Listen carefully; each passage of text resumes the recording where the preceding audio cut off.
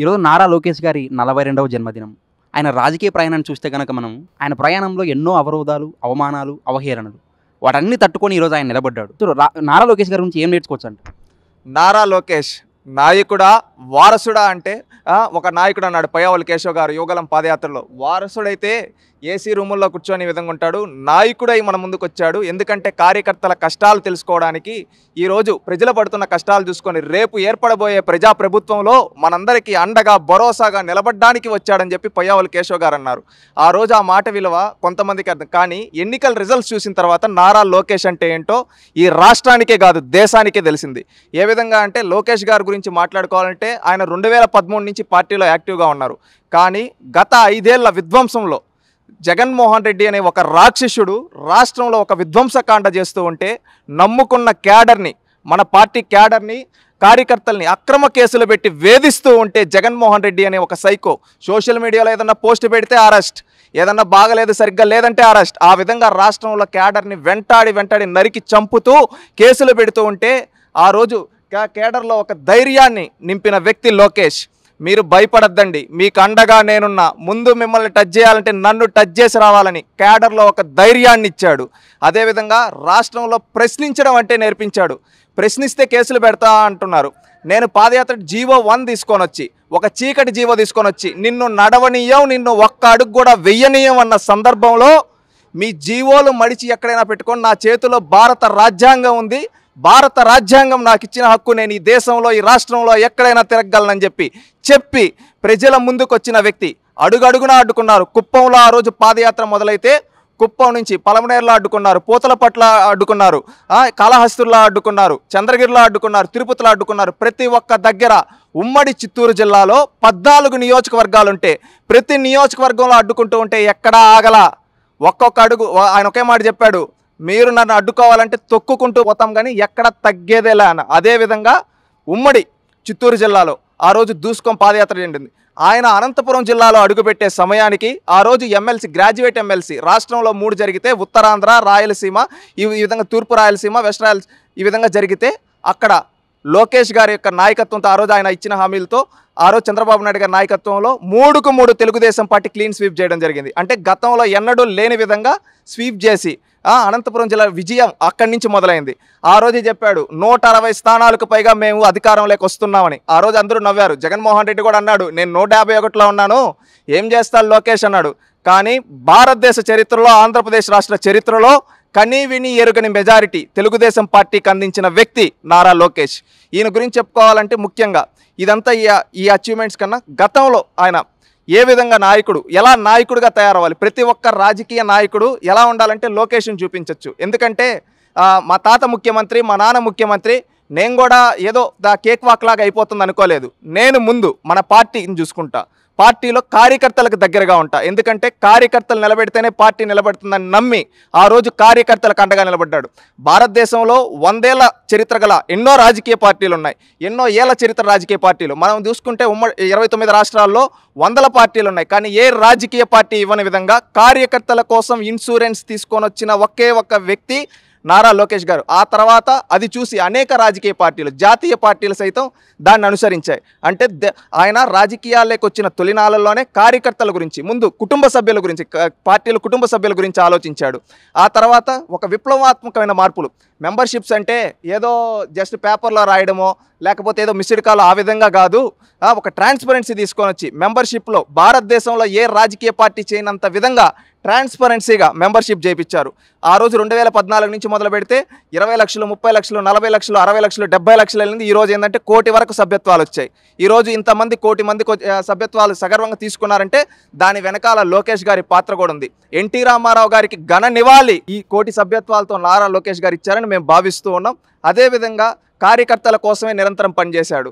మా ముందు నుంచి కూడా ఎప్పుడు తనకేదో పదవులు కావాలనో ఇంకేదో కావాలనో, కార్యకర్తలు, పార్టీలో కార్యకర్తలను కాపాడు, వాళ్ళ ఇన్సూరెన్స్ కావచ్చు, వాళ్ళకి విద్య కావచ్చు, ప్రతి ఒక్కటి దగ్గరుండి చూసుకొని వాళ్ళకి అండగా నిలబడ్డాడు.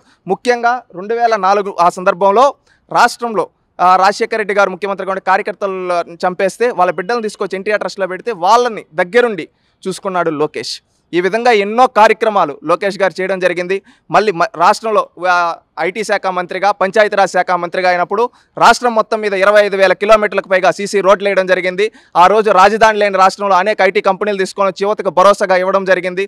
అదేవిధంగా ముఖ్యంగా ఆయన కంటెస్ట్ చేసిన కాన్స్టిట్యుయెన్సీ గురించి మాట్లాడుకోవాలి. ఎవరైనా రాజకీయ నాయకులు ఏమనుకుంటారు, వారసులు నేను మంచి కాన్స్టిట్యుయెన్సీ చూస్ చేసుకోవాలి, మా కంచుకోట్లకు పోటీ చేయాలనుకుంటారు. కానీ ఆయన కంచుకోట్ల పోటీ చేయాలనుకోవాలి. తెలుగుదేశం పార్టీ పెట్టినప్పటి నుంచి ఏ నియోజకవర్గం అయితే గెలవలేదో ఆ నియోజకవర్గానికి నేను వెళ్తా, అక్కడ నిలబెడతా, అక్కడ గెలుస్తా, ఆ తర్వాత ఆ నియోజకవర్గాన్ని కంచుకోటగా మారుస్తా అని చెప్పారు. ఎన్నిక 2019లో ఎన్నికలకు 20 రోజుల ముందు వెళ్ళారు, ఓడిపోయారు. అప్పుడు ఒకే మాట చెప్పాడు, ఈ రోజు నాపైన అసత్య ప్రచారాలు చేసి ఈ విధంగా ఓడించుండొచ్చు, నేను 20 రోజుల ముందు వచ్చా, నేనేంటో నేను చెప్పుకోకపోయి ఉండొచ్చు, కానీ ఇక్కడే నిలబడతా, ఇక్కడే ఉంటా. ఈ రోజు నేను ఎంత మెజారిటీతో అయితే ఓడిపోయానో దాని పక్కన ఒక 0 పెట్టుకొని నేను గెలుస్తా అని ఆ రోజు శపథం చేశాడు. ఆ రోజు నుంచి మంగళగిరిలో ఉంటూ మంగళగిరిని తన గుండెల్లో పెట్టుకొని ప్రతి ఒక్కటి మంగళగిరిలో ఎవరికి ఏం కావాలన్నా లోకేష్కి చెప్తే పని అయిపోతుంది అనే విధంగా చేశారు. గత 5 ఏళ్ళు అధికారంలో లేకపోయినా కానీ మంగళగిరి నియోజకవర్గంలో ముఖ్యంగా ఎవరికన్నా నీటి సమస్య ఉంటే లేదంటే వాటర్ ట్యాంక్ పంపించారు, రోడ్లు సరిగ్గా లేవంటే తన సొంత నిధులతో రోడ్లు వేయించాడు. అదేవిధంగా అక్కడున్న మహిళలకి ఒక అండగా నిలబడి వాళ్ళ స్త్రీశక్తి అనే ఒక కార్యక్రమం తీసుకొని వచ్చి తన తల్లి, తన భార్య ఏ విధంగా అయితే కుటుంబాన్ని అదేవిధంగా ప్రతి ఇంటి ఆడబిడ్డ వాళ్ళ కుటుంబాన్ని నిలబెట్టాలని చెప్పి స్త్రీశక్తి అనే కార్యక్రమం తీసుకొని వచ్చి బ్యూటీషియన్ కోర్సులు కావచ్చు, టైలరింగ్ కోర్సులు కావచ్చు, ఇవన్నీ తన సొంత నిధులతో చేపించి వాళ్ళకి ఇప్పించి వాళ్ళు నిలదొక్కునే విధంగా చేశారు లోకేష్ గారు. ఇది మాత్రమే కాకుండా మీరు చూసినట్లయితే అక్కడ ఉండే యువతకి ఈరోజు బయట రాష్ట్రాలకి ఎక్కడికన్నా వెళ్ళి కోర్సులు చేయాలంటే 50,000 60,000, అలాంటిది మంగళగిరిలోనే ఒక ఎంపవర్మెంట్ సెంటర్ పెట్టి అక్కడ ఉండే యువతకి శిక్షణ ఇప్పించాడు. ఈ విధంగా చూసుకుంటే అనేక కార్యక్రమాలు లోకేష్ గారు చేయడం జరిగింది మంగళగిరి నియోజకవర్గంలో. ఈ విధంగా చేసి ప్రజలు అది మెచ్చి 5,000 ఓట్లతో ఎవరైతే ఓడించారో అదే నియోజకవర్గంలో ఆంధ్రప్రదేశ్ రాష్ట్ర చరిత్రలో 2024 ఎన్నికల్లో అత్యధిక మెజారిటీలో టాప్ 3 మెజారిటీతో ఈరోజు నారా లోకేష్ గారు గెలవడం జరిగింది. అంటే ఇక్కడ చూడండి, ఒక నాయకుడు అనేవాడు ఎలా రాటుదేలాడు. ఎందుకంటే గెలిచే నియోజకవర్గాలు ఎవరైనా ఇప్పుడు చూస్తున్నాం, జగన్మోహన్ రెడ్డి ఏం చేశాడు, పులివెందల రాజశేఖర రెడ్డి వాళ్ళ కుటుంబం వాళ్ళు బయటకు వస్తే ఓడిపోతారు, ఆ భయంతో వాళ్ళు అదే అంటిపెట్టుకున్నారు. కానీ లోకేష్ గారు ఎక్కడ కానీ నేను ఓడిపోతానే, నేను అయిపోతే ఏమైపోతున్నా అనుకోలేదు. గెలవని నియోజకవర్గంలో గెలుస్తా, చూపిస్తా, నేను నాయకుడిగా ఆ విధంగా ప్రూవ్ చేసుకున్నాడు. ఇప్పుడు కూడా విద్యాశాఖ గత 5 ఏళ్ళు కావచ్చు ఆంధ్రప్రదేశ్ రాష్ట్రంలో విద్యా వ్యవస్థ భ్రష్టు పట్టిపోయింది. అలాంటి విద్యా వ్యవస్థని ప్రక్షాళన చేయడానికి ఈరోజు విద్యాశాఖ తీసుకున్నాడు. ఈరోజు రాష్ట్రానికి రాజధాని లేదు, గతంలో ఉన్న పరిశ్రమలన్నింటినీ తరింగొట్టారు కమిషన్లకి. ఈ విధంగా ఈరోజు రాష్ట్రంలో అలాంటప్పుడు ఐటీ శాఖ తీసుకున్నాడు. ఒక ఛాలెంజింగ్ శాఖలు తీసుకొని ఈరోజు మంత్రిగా ప్రూవ్ చేసుకుని ఈరోజు కూడా దావోస్లో తన పుట్టినరోజు నేను చేసుకోవాలి, ఏదో నేను మినిస్టర్ అయ్యాను ఈ విధంగా అనుకోవటంలా, మన రాష్ట్రంలో ఉండే బిడ్డల తలరాతలు మార్చడానికి అక్కడ తన పుట్టినరోజును కూడా చేసుకోకుండా తన బాధ్యతగా మన తలరాతలు, మన భవిష్యత్తు కోసం, రాష్ట్ర భవిష్యత్తు కోసం అక్కడ కష్టపడుతున్నాడు. ఇలాంటి నాయకుడి గురించి ఇంకన్నా ఏం చెప్పగలం? రాష్ట్రంలో కూటమి ప్రభుత్వం అధికారంలోకి వచ్చిన తర్వాత అతి క్లిష్టమైన శాఖలైనటువంటి విద్యాశాఖ కావచ్చు, ఐటీ శాఖ కావచ్చు, ఇప్పుడు నారా లోకేష్ గారి పనితీరు ఎలా ఉందంటారు? ఒకటి, విద్యాశాఖలో ముఖ్యంగా చెప్తే గతంలో ఏమనేది, నాడు నేడు అని చెప్పి రంగులు వేసుకునేది, వాడు పార్టీ రంగులు, వాడు బొమ్మలు వేసుకునేది. కానీ విద్యా వ్యవస్థలో ఏంటంటే అన్ని వ్యవస్థల కన్నా పటిష్టంగా ఉండాల్సిన వ్యవస్థ విద్యా వ్యవస్థ బాగుంటే ఆటోమేటిక్గా రాష్ట్రం బాగుంటుంది, దేశం బాగుంటుంది. ఎందుకంటే నేటి బాలలే రేపటి పౌరులు అంటారు.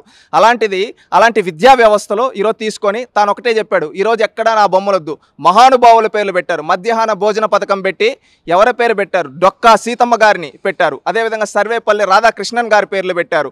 ఈ విధంగా మహానుభావుల పేర్లు పెట్టి పిల్లలకి ఒక మంచి ఏ విధంగా ఉండాలి, ఏ విధంగా మన సమాజంలో మెలగాలి అని చెప్పి చాగంటి కోటేశ్వరరావు లాంటి గారిని సలహాదారులుగా నియమించి వాళ్ళ యొక్క ఆధ్వర్యంలో ఈరోజు విద్యాశాఖను నడిపిస్తూ ఉన్నారంటే ఇది గొప్ప మార్పు అని తీసుకోవాలి. ఎందుకంటే ఒక లీడర్ సినిమాలో ఒక మార్పు కోరుకుంటున్నారంట కదా, ఆ విధంగా ప్రజలు ఒక మార్పు కోరుకున్నారు, ఆ విధంగా మ్యాండేట్ ఇచ్చారు. లోకేష్ గారు ఆ మార్పుకు తగ్గట్టుగా అక్కడేంది మా పేరులో, మా నాన్న పేరు, మా పార్టీ పేరులో కాదు, మహానుభావుల పేర్లు ఉండాలని అక్కడ మహానుభావుల పేర్లు పెట్టాడు. ఇక్కడే ఒక మెట్టు ఎక్కారు. ఎందుకంటే ఈ విధంగా చేయడం అనేది ఒక గొప్ప ఆలోచన. గతంలో మీకు ఇంకొకటి కూడా చెప్తా, గతంలో 1983లో తెలుగుదేశం పార్టీ ఏర్పడినప్పుడు ప్రభుత్వం ఏర్పాటు చేసిన తర్వాత మధ్యాహ్న భోజనం, ఇప్పుడు 10వ క్లాస్ వరకు పిల్లలకి మధ్యాహ్న భోజనం పెడతారు కదా గవర్నమెంట్ స్కూల్లో, అది ఆ రోజు ఎన్టీ రామారావు గారు తీసుకొని వచ్చారు. ఈ రోజు లోకేష్ గారు ఇంటర్మీడియట్ విద్యార్థులకు కూడా మధ్యాహ్న భోజన పథకం తీసుకొని వచ్చాడు. అంటే ఈ విధంగా వారసత్వం మంచి చేయాలనే ఆలోచనతో చేశారు. అదేవిధంగా ఎప్పుడైనా కానీ గవర్నమెంట్ స్కూల్లో పేరెంట్స్ మీటింగ్స్ ఏముండవు, ఎవరో వస్తారా వెళ్ళిపోతారండి. అలాంటిది మెగా పేరెంట్స్ టీచర్స్ మీటింగ్ పెట్టి మీ పిల్లలు ఏం చదువుతున్నారు, మీ పిల్లలు ఏం చేస్తున్నారు అని చెప్పి వాళ్ళని పిలిపించి వాళ్ళకి చెప్పి మీ పిల్లలకి ఈ స్కిల్ ఉంది, దీని విధంగా మీరు ప్రోత్సహించండి అని చెప్పి చెబుతూ ఉన్నాడు. ఈ విధంగా ఒక మార్పులు తీసుకొని వచ్చాడు. రాజకీయాలు పులమని విద్యా వ్యవస్థ ఈరోజు మనం చూస్తూ ఉన్నాం. ఇది నిజంగా ఒక చెప్పుకోదగిన విషయం, అభినందించదగిన విషయం. అదేవిధంగా ఐటీ శాఖ గురించి వస్తే, గత 5 ఏళ్ళు కమిషన్ల కోసం పరిశ్రమలు తరింగొట్టేస్తే ఇప్పుడు తానెళ్ళి నేను భరోసాగా ఉంటా, మాకు పరిశ్రమలు పెట్టండి, మా దగ్గర రీసోర్సెస్ ఉన్నాయి. శ్రీకాకుళం నుంచి అనంతపురం వరకు అనేక రీసోర్సెస్, ఒక తీర ప్రాంతం ఉంది, పోర్ట్లు ఉన్నాయి, అదేవిధంగా నేషనల్ హైవేస్ ఉన్నాయి. మీరు రాయలసీమ లాంటి ప్రాంతాలు ఉన్నాయి, ఉత్తరాంధ్ర లాంటి మా కాడ స్కిల్డ్ పర్సన్స్ ఉన్నారు. విశాఖపట్నం లాంటి ఏరియాస్లో మీరు పెట్టుకోగలిగితే పరిశ్రమలు ఐటీకి ఒక హబ్గా తయారవుతుంది. ఈరోజు ఎలక్ట్రానిక్ హబ్గా ఒక తిరుపతి లాంటి ప్రాంతాలు ఉన్నాయి, ఆటోమొబైల్ హబ్గా అనంతపురం లాంటి చేయొచ్చు, renewable energy, green power energy, solar ఇలాంటి అవుట్ని కర్నూలు జిల్లా లాంటి జిల్లాల్లో పెట్టండి. అదేవిధంగా భవనంపాడు లాంటి పోర్ట్లు, శ్రీకాకుళం పోర్ట్లు పెట్టండి. ఈ విధంగా కృష్ణా జిల్లా, ఉమ్మడి గుంటూరు జిల్లాలో రాజధాని ఏర్పాటు చేయండి, అన్ని పరిశ్రమలు పెట్టండి. రాష్ట్రాన్ని ఒక్కొక్క జిల్లాని ఒక్కొక్క హబ్గా తయారు చేద్దాం, అందరం కలిసికట్టుగా చేసుకున్నామని పరిశ్రమల కోసం నిరంతరం పనిచేస్తూ ఉన్నాడు.